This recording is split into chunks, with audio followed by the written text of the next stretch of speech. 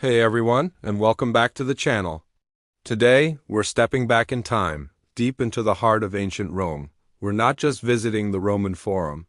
We're retaking a path that was once reserved for the most powerful man in the world, the emperor himself. We're about to explore one of the most incredible and often overlooked structures in all of Rome, the Domitian ramp. So what exactly is the Domitian ramp? Picture this, it's the second half of the 1st century AD. The Flavian dynasty is in power, and Emperor Domitian wants to create a direct, private, and awe-inspiring connection between the bustling center of Roman public life, the Forum, and his magnificent imperial palace perched atop the Palatine Hill. This wasn't just a simple staircase or a back alley. This was a statement of power, an architectural marvel designed to elevate the emperor, quite literally, above his subjects. The ramp was a masterpiece of engineering, a monumental corridor that symbolized the ascent from the world of ordinary citizens to the divine realm of the emperor.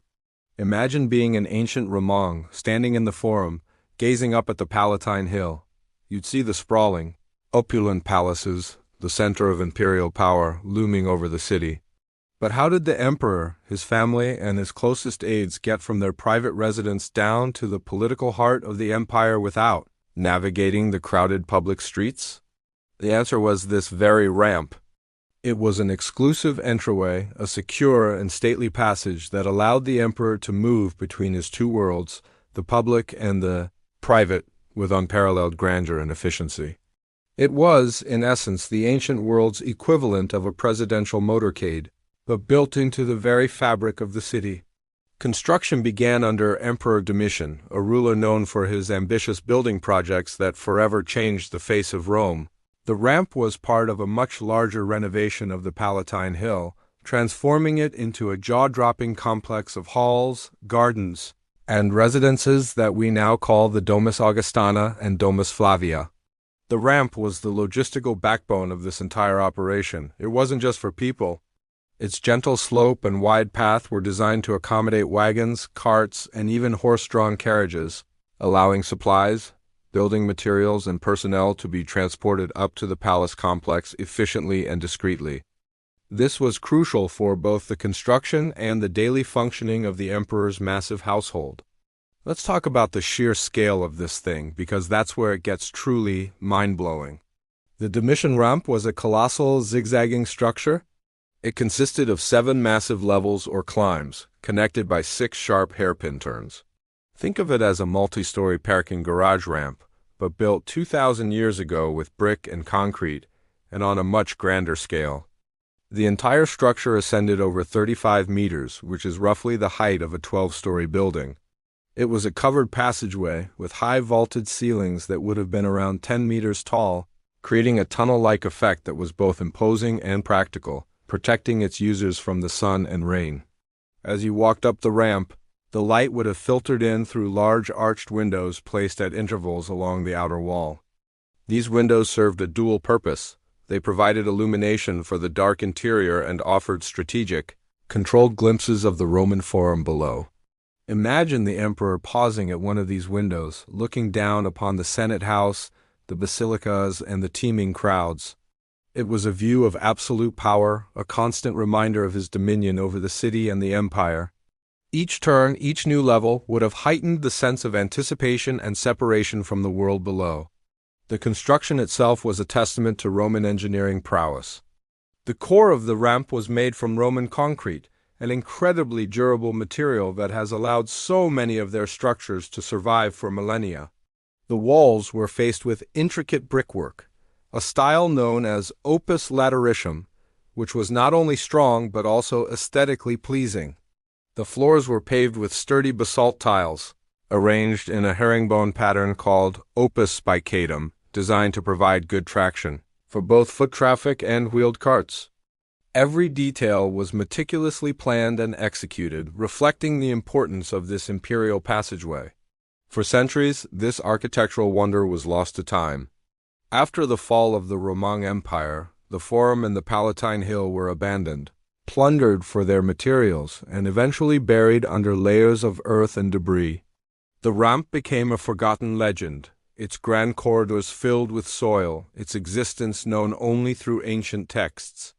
It wasn't until the early 20th century that archaeologists, excavating the area behind the Basilica of Maxentus, began to uncover its remains, and what they found was astonishing. Today, thanks to extensive archaeological work and restoration, a significant portion of the Domitian ramp has been reopened to the public. While the original structure had 7 levels, 4 of them have been excavated and are now accessible. Walking through it is an experience unlike any other in Rome. As you step inside, the noise of the modern city fades away, and you're immediately transported into the cavernous, cool interior. The sheer size of the vaults above you is humbling. You can still see the original herringbone paving stones under your feet, worn smooth by 2,000 years of history. As we begin our own ascent, notice the gentle incline. It feels effortless, which was precisely the point. It was designed for a smooth, stately procession. Look at the walls. The incredible Roman brickwork is still visible, a testament to the skill of the builders. The layers of history are literally written on these walls. You can almost hear the echoes of the past, the rumble of cartwheels, the footsteps of Praetorian guards, the hushed conversations of senators on their way to an imperial audience. As we climb from one level to the next, we pass through those hairpin bends. At each turn, there's a landing, a place to pause. And with each level, we get higher and higher, leaving the floor of the Roman Forum further and further below. The real magic happens when we reach the arched windows. Peeking through them, the view is breathtaking. You see the ruins of the Forum from a perspective that was previously impossible for the average visitor. It's the emperor's view. You can see the Temple of Antoninus and Faustina, the Arch of Septimius Severus, and the Curia Julia, all laid out like a map. It gives you a completely new understanding of the spatial relationship between the center of political life and the seat of imperial power. The journey culminates at the top of the 4th ramp, where we emerge onto a specially constructed terrace. And wow, the view from here is simply unparalleled. This is the payoff. You get a panoramic, sweeping vista across the entire Roman Forum, stretching all the way to the Capitoline Hill. It is, without a doubt, one of the best photo spots in all of Rome. From this vantage point, you can truly appreciate the grandeur of what was once the center of the known world. It's a moment of pure awe, connecting you directly with the emperors who once stood in this very spot, surveying their domain. Visiting the Domitian ramp isn't just about seeing another ancient ruin. It's about experiencing the hierarchy and psychology of imperial Rome. It's about walking in the footsteps of emperors and understanding how architecture was used to project power and create an aura of divinity. It's a hidden gem that many tourists miss, but it offers one of the most authentic and immersive experiences you can have in the Roman Forum. So next time you're in Rome, make sure you don't just look up at the Palatine Hill, take the journey up the Domitian ramp, and for a few moments, see the world through the eyes of an emperor. Thanks so much for joining me on this incredible journey back in time. If you enjoyed this exploration of one of Rome's best-kept secrets, be sure to hit that like button and subscribe for more deep dives into history's most fascinating places. Let me know in the comments what you think of this amazing structure. Until next time, stay curious.